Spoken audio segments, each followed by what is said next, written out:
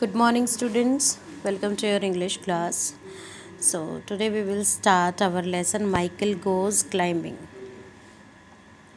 Before that, B.7 and B.8 of the previous lesson was left. So, do it at first. Let us do it. What can we say about the child in the poem? In the poem Key, the Key. There is a boy who is telling you about all his imagination when he finds a key. So, what do you say about that boy? He would like to become famous. He is fond of reading books. He would like to become rich. He loves adventures. He has a very good imagination.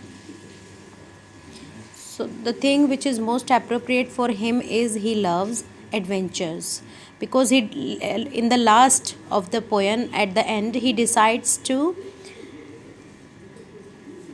keep the key with him and not using it and not trying it to any lock. So he says you that with the help of that key, if he would not try it, it will give you enormous adventures. So he loves adventures will be the right answer. Next life skill, would you call yourself adventurous? Why not? If given a chance, what kind of adventure would you want to embark on? Give reasons. So क्या आप अपने आप को adventurous समझते हो? Yes और not. Who is adventurous? Who use to do adventures. और adventures क्या होती हैं? ऐसी एक्साइटिंग एक्टिविटीज़ जिनको करने में हमें एक्साइटमेंट होती है. There is a risk also but it is not a threat to life. So अगर आपको लगता है कि आप एडवेंचरस हो, so you can write here. क्यों हो adventurous? Because we love doing exciting activities. And अगर आपको एक चांस मिले एडवेंचरस वर्ल्ड में जाने का, कहीं पर एडवेंचर्स एक्टिविटी करने का, तो आप क्या करोगे? Which kind of activity would you like to do? So उसके लिए भी आपको रीज़न देने. Okay, next let start with C.1.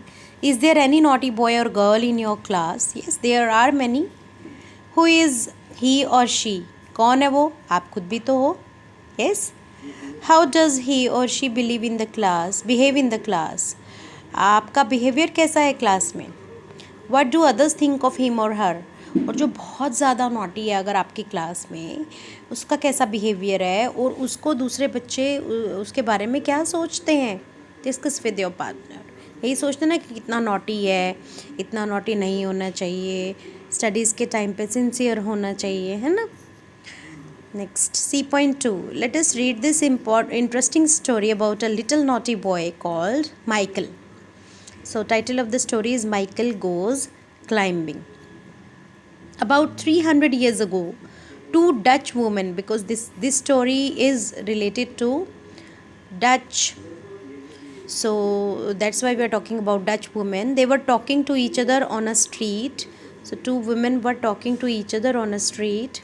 Suddenly one of them stopped and pointing towards a little boy. When they were talking, suddenly one of them stopped talking and pointed towards a little boy. This is the little boy about whom they are talking. Oh, there goes that spoiled brat. Spoiled means naughty, very naughty, बिगड़ा हुआ. Brat is boy. Okay, brat means boy. So उसकी तरफ point करके कह रही है, वो देखो वो बिगड़ा हुआ लड़का जा रहा है, naughty boy. Michael, every time I see him, I feel like hitting him. Now she is saying, whenever I see him, I feel that I should beat him. उसको ऐसे फील होता है कि जितनी बार मुझे दिखाई दे मैं उसकी पिटाई कर दूँ. Why? Asked the other woman. Now तो अदर ने पूछा क्यों ऐसा लगता है? I have never seen such a spoiled, proud and mischievous boy in my life, said the first woman. तो first woman ने reply किया, because he is so naughty that I have never seen such a spoiled boy. मैंने आज तक इतना spoiled, proudy और mischievous means naughty मैंने boy अपनी लाइफ में नहीं देखा, said the first woman. He is never happy unless he is making mischief to attract others attention. तो जब तक वो दूसरों की अटेंशन ग्रैब करने के लिए, दूसरों का ध्यान अपनी तरफ खींचने के लिए कोई शरारत नहीं कर लेता, तब तक उसको कोई खुशी नहीं मिलती. Actually she means to tell कि every time we can see him doing some or other mischief, because he loves doing mischiefs, and by doing mischiefs, by doing these naughty activities, he try to attract others' attention. Okay. The other woman said, "Ah, well, mischief sometimes makes a person courageous." So, other woman is telling her to the first woman, but sometimes mischiefs is not a thing which is always, harm others. Mischief का मतलब ये नहीं होता कि हमेशा दूसरों को नुकसान पहुंचाने के लिए कोई एक्टिविटी करें। यहाँ मिसचीफ का मतलब कोई शरारत ऐसी हो सकती है जिसको करके आप, वो डेंजरस हो सकती है, जिसको करके आपके अंदर करेज की भी फीलिंग आ सकती है। तो sometimes it makes a person courageous, ऐसा भी हो सकता है किसी को करेजियस बना दे। He seems to be a bold boy. मुझे तो ये बड़ा बोल्ड लगता है। बोल्ड मीन्स डेयरिंग, जो ब्रेव है, ओके, करेजियस है, जो कुछ भी कर सकता है। Mean while the boy had reach near the church in the market place. So उसी टाइम क्या हुआ, वो boy, he did not know whether someone is talking about him और नॉट। उसको तो पता ही नहीं था कि कोई उसके बारे में बात कर रहा है। So he was going on his way, और वो एक चर्च के पास पहुंच गया। वो चर्च कहाँ था? मार्केट प्लेस में। Workman had been slating the church spire and had left their ladder near the trap door. So वहाँ पर वर्कमैन लगे हुए थे। वो चर्च के स्पायर को, you can see this repair work, तो वो चर्च के स्पायर को रिपेयर कर रहे थे और अपनी लेडर इस ट्रैप डोर के पास छोड़ के चले गए थे। ठीक है, आप लंच के लिए चले गए थे। Michael looked at the spire and an idea came to his mind. अब उसने वो स्पायर को देखा, इसको, और उसके माइंड में एक आइडिया आया। मिस्चीवियस तो था ही, नॉटी तो वो था ही, तो उसके माइंड में एक शरारत आ गई। क्या था? He said to himself, let me climb up the spire. Now he told himself, he asked himself whether he should go to climb the spire or not. He decided to go on the spire. उसने decide किया कि I will go. I would be the first person in the town to stand on the golden ball beneath the weather vane. So this is weather vane.